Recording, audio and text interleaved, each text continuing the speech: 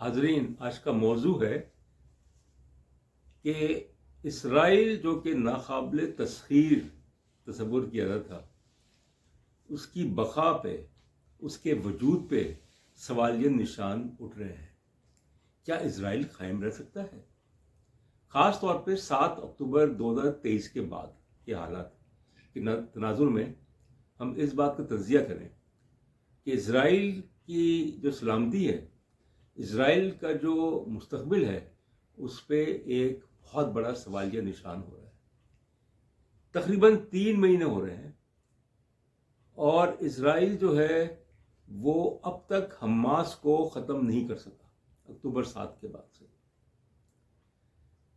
Hamas نے جو حملہ کیا تھا اسرائیل پہ اکتوبر 7 کو، جس میں کہ 1400 کے قریب جو اسرائیلی مارے گئے تھے اور باہر کے باشندے بھی تھے، 250 کے قریب جو تھے وہ یرغمالی بنا لیے گئے، وہ بحران ابھی بھی ختم نہیں ہوا۔ اسرائیل نے بے پناہ طاقت استعمال کی، اپنی پوری جو بری فوج ہے، فضائیہ ہے اور بحری افواج ہیں، ان کو جنگ میں جھونک دیا غزہ میں۔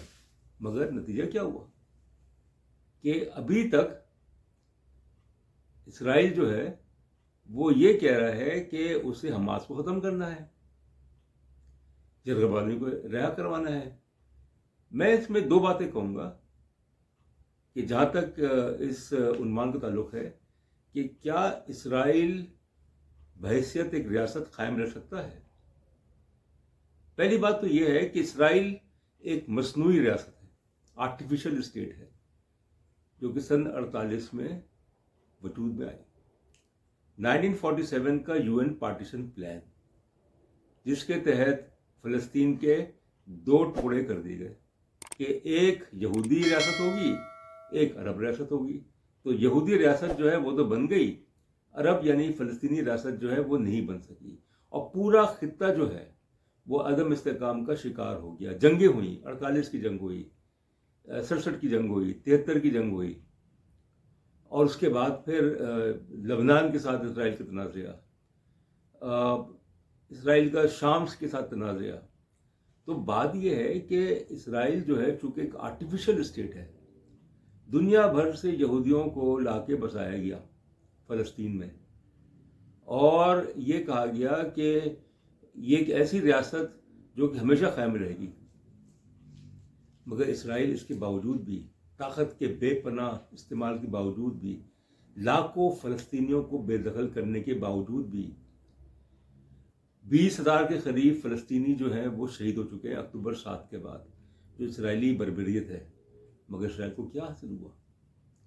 تو پہلی بات تو یہ ہے۔ دوسری بات یہ ہے کہ اسرائیل کے اندر سے بھی آوازیں اٹھ رہی ہیں۔ جو بنجامن نتنیاہو کی جو گورنمنٹ ہے، کی جو حکومت ہے، جس طریقے سے اس نے امریکہ کی حمایت سے طاقت کا بے پناہ استعمال کیا، اور اسرائیلی جو رائمہ ہیں وہ بھی آہستہ آہستہ اپنی حکومت کے خلاف جاری ہے، اور اس کی وجہ یہ ہے کہ 2-2.5 مہینے کے باوجود بھی اسرائیل تو اپنا مقصد حاصل نہیں کر سکا۔ حماس نے تو اپنا مقصد حاصل کر لیا کہ اسرائیل کو ایسی کاری ضرب لگائی کہ جس سے وہ نہیں سنبھل سکا۔ ایک اور بات جس سے یہ ظاہر ہوتا ہے کہ اسرائیل کی ریاست کا وجود جو ہے وہ خطرے میں ہے، اور وہ اس طرح سے ہے کہ جو عالمی سطح پہ اسرائیل آئسولیٹ ہو گیا ہے، تن تنہا ہو گیا ہے۔ UN جنرل اسمبلی میں قرارداد منظور ہوتی ہے بھاری اکثریت سے اسرائیل کے خلاف، اسرائیلی جارحیت کے خلاف، سیز فائر کے لیے۔ بے شک سلامتی کونسل میں امریکہ اسے ویٹو کر دیتا ہے۔ اسرائیل کے ساتھ صرف 14 ممالک کھڑے رہے جنرل اسمبلی میں، جبکہ 140 سے زیادہ ممالک نے اسرائیل کی مذمت کی، اور 20-22 کے قریب غیر جانبدار رہے۔ تو عالمی سطح پہ اسرائیل جو ہے وہ تن تنہا ہو گیا ہے کہ جس طریقے سے اس نے فلسطینیوں کا قتل عام کیا، جینوسائڈ کیا، خاص طور پہ عورتوں بچوں کا۔ تو اب مجھے نہیں لگتا کہ اسرائیل کی بقا جو ہے وہ خطرے سے خالی نہیں ہے، خطرے سے خالی نہیں ہے۔ اسرائیل کے وجود کو خطرہ ہے، باوجود اس کے کہ اسرائیل جو ہے مشرق وسطیٰ میں ایک بہت بڑی فوجی طاقت ہے، مشرق وسطیٰ کی واحد جوہری طاقت ہے. 200 کے قریب ایٹمی ہتھیار جو ہیں وہ اسرائیل کے پاس ہیں، امریکہ کی پوری حمایت ہے. مگر اس سے کیا ہوتا ہے کہ آپ نے اسرائیل کی حکومت نے یہ سمجھ لیا کہ وہ جو چاہے کر لے، امریکہ کی پشت پناہی پہ وہ بچ جائے گا. ایسا نہیں ہوگا. اور اس سے یہ ظاہر ہوتا ہے کہ اسرائیل جو کہ اپنے آپ کو ناقابل تسخیر سمجھتا تھا، انونسبل، اپنے ہمسایوں کو آنکھیں دکھاتا تھا، اور فلسطینیوں کے خلاف اس نے ظلم و بربریت کا بازار گرم کر رکھا ہے، اب اس کے اندر پریشانی جو ہے وہ ظاہر ہو رہی ہے. کیونکہ اسرائیل ایک مصنوعی ریاست ہے، مذہب کے نام پہ قائم کی گئی. مذہب کے نام پہ کوئی ریاست جو ہے وہ اپنے آپ کو محفوظ قرار نہیں دے سکتی، وہ انسیکیور رہے گی. اسرائیل جو ہے وہ ایک انسیکیور اسٹیٹ ہے، ایک غیر محفوظ ریاست ہے جو مذہب کے نام پہ قائم کی گئی. دنیا بھر سے یہودیوں کو لاگے بسایا گیا، یورپ سے، امریکہ سے، سابق سوویت یونین سے، مشرق وسطیٰ سے، حتیٰ کہ جنوبی ایشیا سے، افریقہ سے. ان میں کیا چیز مشترک؟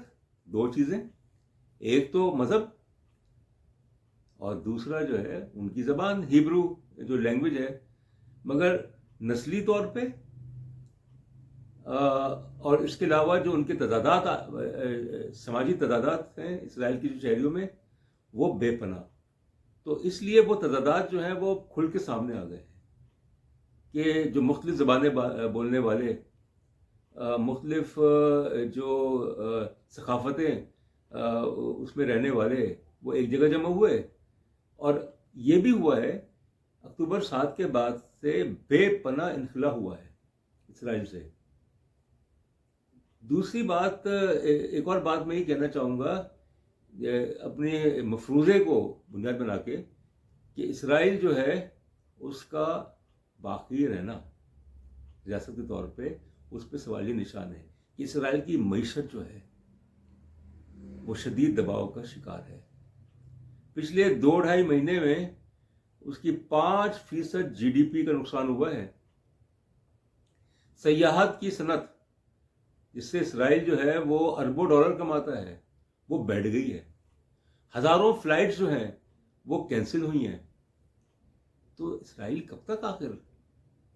اسرائیل نے کچھ ایسے اقدامات اٹھائے ہیں اسرائیل کی حکومت نے کہ جو معاشی بحران ہے اس کو کیسے قابو پایا جائے. ٹھیک ہے، میں یہ بات مانتا ہوں، اور لوگ بھی شاید اتفاق کریں گے کہ اسرائیل جو ہے ایک ریجیمنٹڈ سوسائٹی ہے.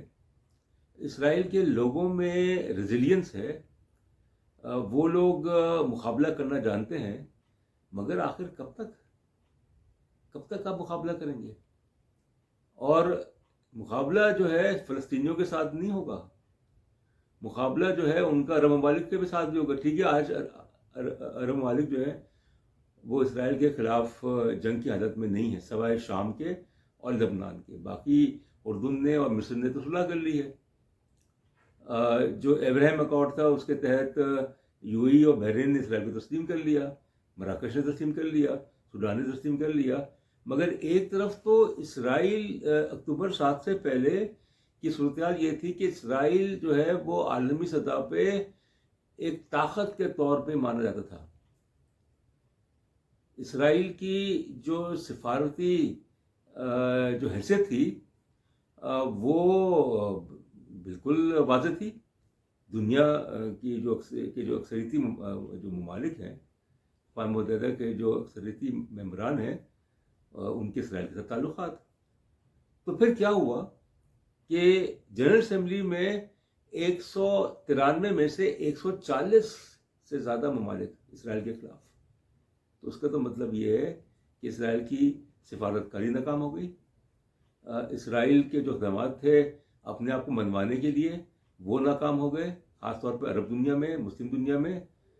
اور اس کی وجہ سے یہ ہوگا کہ جیسے جیسے اسرائیل پہ دباؤ بڑھتا رہے گا، اور یہی حکمت ملی ہے حماس کی بھی، حزب اللہ کی بھی، اور اس کے علاوہ جو ایک اور محاذ کھلا ہے کہ جو ہوتی جو ہے یمن سے، انہوں نے حملے شروع کر دیے بحر احمر میں جو اسرائیلی جہاز ہیں یا جو اسرائیلی سامان لے کے جاتے ہیں ان پہ. بائیکاٹ، اسرائیل کا بائیکاٹ، اسرائیل کو تن تنہا کر دینا. تو اس لیے یہ میرے خیال میں کچھ عرصے کے بعد حالات اسرائیل کے اتنے خراب ہو جائیں گے کہ وہ ٹوٹ پھوٹ کا شکار ہو جائے گا. اسرائیل ایک مضبوط ریاست کے طور پہ قائم نہیں رہ سکے گا کیونکہ اس نے ظلم کیا ہے، اور ظاہر ہے جو ظلم کرتا ہے نہتے لوگوں پہ اللہ تعالیٰ اس کو کبھی معاف نہیں کرے گا. اور یہی چیز جو ہے، یہی حقیقت جو ہے، وہ اسرائیل کے ان لوگوں کو سمجھ میں آتی ہے جو کہ جن کا ضمیر جو ہے وہ ابھی تک مردہ نہیں ہوا ہے. اور وہ دن دور نہیں کہ جب اسرائیل کے جو عوام ہیں وہ اپنی حکومت کے خلاف اٹھ کھڑے ہوں گے کہ آپ نے 20,000 نہتے فلسطینیوں کو شہید کیا، جس میں سے اکثریت جو ہے وہ عورتوں اور بچوں کی. تو اس لیے اسرائیل جو ہے وہ یہ بیگیج کب تک اٹھائے گا؟ اور اسی لیے یہ ہوگا کہ اسرائیل کی جو ریاست ہے جو کہ مذہب کے نام پہ بنی، ایک ایسی ریاست جو کہ ایک مصنوعی ریاست ہے، اس ریاست کا وجود جو ہے وہ خطرے میں پڑ جائے گا. آخر میں یہ کہوں گا کہ اسرائیل جو ہے وہ معاشی طور پہ، عسکری طور پہ، فوجی لحاظ سے بہت مضبوط ہے، اس میں کوئی شک نہیں. مگر جو اس کی طاقت ہے اس میں دراڑ پڑ گئی ہے اکتوبر 7 کے بعد سے. اور بے پناہ طاقت کے باوجود اسرائیل جو ہے وہ مجبور ہو گیا ہے اور مجبور ہو جائے گا سیز فائر کے لیے.